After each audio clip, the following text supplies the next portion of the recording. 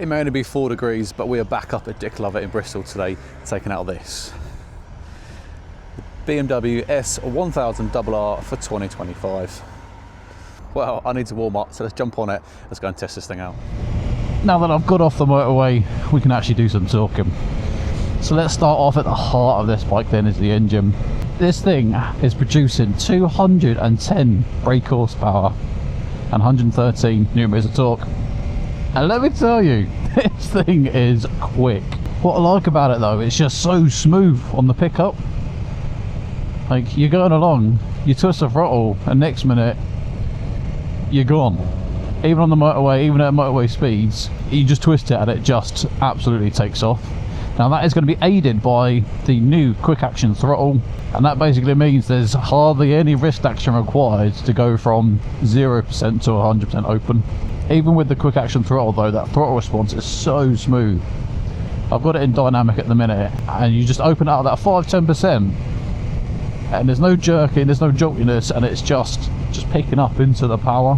One thing to note, you may notice the big old red bar. This is warmed up because this is within its first service.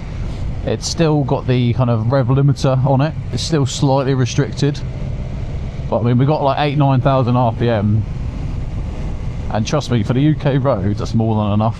Certainly if you're playing silly bugger and leaving a lower gear trying to get the speed up, that you may hit it. It just shows how good this bike is, how much power is. You could chop off 6,000 RPM and you wouldn't notice. It is a very windy day today, and on the motorway it wasn't too bad from the central part of the screen, but I was getting hit quite a lot on the shoulders. Then again, I am a big bloke. I'm 6'1", 115 kilos. I'm not skinny and I'm not light. Looking at some of the electronics on this then, it's got everything that you'd expect nowadays from BMW. So we've got obviously the 6.5-inch TFT. There is some form of map navigation. I don't know if that's full map or if it's going to be turn by turn. We've got cruise control, we've got quick shifter up and down. We've got side control. We've got anti-wheelie or wheelie control. Heated grips. Multiple different rider modes, from rain, road, dynamic, race 1, 2 and 3, I think. Like, it's got everything that you want on a sports bike. We've even got electronic damping. So looking at the base price of the BMW S1000RR, that's going to set you back £18,000. Now BMW, there's a plethora of accessories and packages and colours that you can add on, which is all going to add extra cash dollar. If you want the sport version of the RR, you're going to pay $19,330, and then if you want the different colour options, so I believe black is the base colour, which you don't pay anything extra. This is the grey, so the sport grey.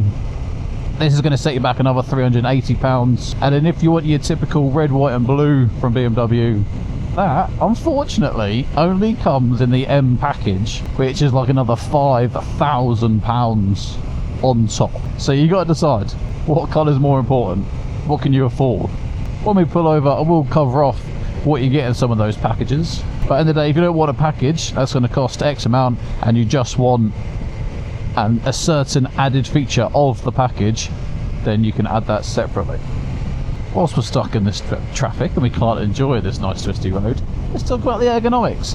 Again, being 6'1", I am quite big for the bike. I can get both feet flat on the floor either side, but my crotch is quite pushed into the tank if I've got both down. Foot peg to hip ratio, it is quite a tight triangle. I can't comfortably get my toes on the pegs, so I kind of duck foot all the time. I can get them on the peg, but I do have to kind of like shimmy them back. And like with any sports bike, there is a certain amount of lean forward onto the handlebars. The good thing though, even though I am quite fixed in the riding position, I don't feel too big. Do you know what I mean? Like, I'm not like really uncomfortable. It's just, you know, you're on it. You're kind of in the bike. You are in your typical sporty riding position, which I don't mind. You know what I mean? It's, end of the day, it's a sports bike.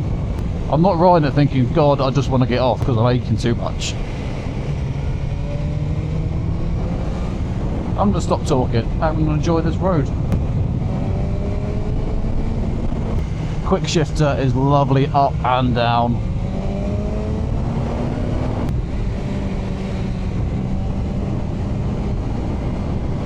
Stock exhaust, as soon as you get above 6,000 RPM, it livens up alright. Honestly, the back brake is pretty pathetic. It's kind of like no bite there at all. All the braking power is coming from the front, which me personally, the way I ride, I don't mind. I don't use the back brake very often.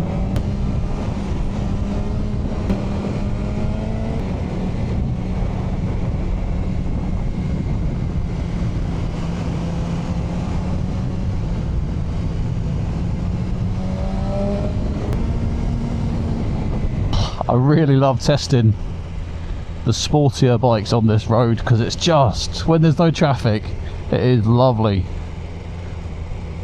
If they resurfaced this road, it would be bloody delightful. That's the thing with this bike, it's just so easy to go fast. It just instills confidence in you. It is nice having cruise control on a sports bike, because when your wrist's starting to get a little bit achy, you can just put it on cruise, sit back a little. Now I'm going to put out there, these mirrors, I can just about see behind me, but when I'm looking at them, you can't see anything because they're so vibrating. They shake so much, you can't really see what the vehicle is behind you. Now let's go find somewhere, pull over, I'm going to have a little walk around. Now for everyday town riding, this is alright. It's nice and thin, so you can do some filtering through traffic, keeping it at the 20 or the 30s, it's fine, easy to do. Say that, the throttle is so smooth, you can get it where you need to and then just hold it there. Some throttles you find are very snatchy on that on-off. I must say as well, on a sports bike we do have not only a fuel gauge but also a range for the amount of fuel.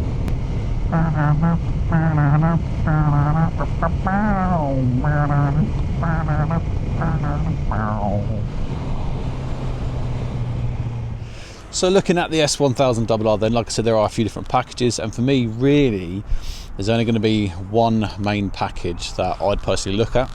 That's dynamic package, and that's going to give you heated grips, cruise control and dynamic damping control. That's going to set you back another £1,285. But again, on days like today where it's only 4 degrees, heated grips is well worth it. Cruise control just means that any kind of long day riding, you want to do a bit of touring, like I said, you can just kind of relax those wrists and give them a bit of a respite. So yeah, for me, worth it. And then some of the other ones, you've got the performance package, that's going to give you the exhaust and the endurance chain. You've got a pillion package, £180 for a rear seat. Carbon package, £2,050 to add some nice little carbon bits throughout the bike. And lastly, the M billet package at £435. Like I said earlier, they're just packages, so if you want all of those in the package, you just buy them, and if you only want certain parts, you just buy the certain parts separately. I'm actually quite a fan of this grey and black. I wasn't too sure about it looking at other photos and videos, but in person I do actually really like it. It is nice and black, but I don't think you can beat a red, white and blue. But when it adds £5,000, you know what, you can beat it. I'm liking the front end. We have got absolutely massive winglets on the side, which, let's face it, for the average Joe rider, the everyday rider riding on the road, those winglets aren't going to do a damn sight of difference.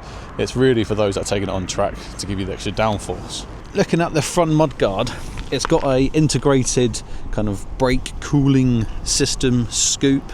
I'm not really a fan of this red, and the plastic just looks kind of cheap. Obviously there's the carbon package, and I've absolutely no doubt that this is probably one of the parts that you could get all carbon upped. We've got an 832mm seat height, and like I said, 6'1", both feet are flat on the floor, but my crutch is kind of really pushed up into the tank to get them there. You can feel how light this bike is, coming in 198 kilos. It's nice jumping off the GS, which is 280 kilos, onto this. You can really feel the difference. And as I mentioned earlier about the kind of peg knee hip ratio. It is quite a strong triangle. It's not uncomfortable, it's just fixed. Obviously if you're a little bit smaller, you'll have a little bit more room. And lastly then, looking at the brakes, we do have Brembo calipers front and rear. The rear disc, we've got 220mm, like I said, actually not a lot of feel coming from the rear. And in the front we've got twin 320mm discs. The front braking is really good, and like I said, that's where I was doing 90% of my braking. The rear brakes for me they just weren't good enough, not enough bite. Well guys, hope you enjoyed the review. If you do want to come and test out this S1000RR, head up to Dick Club in Bristol. Thank you very much for watching, and there's nothing else to say, but make sure you subscribe. I'll catch you on the next one. Until then, ride safe.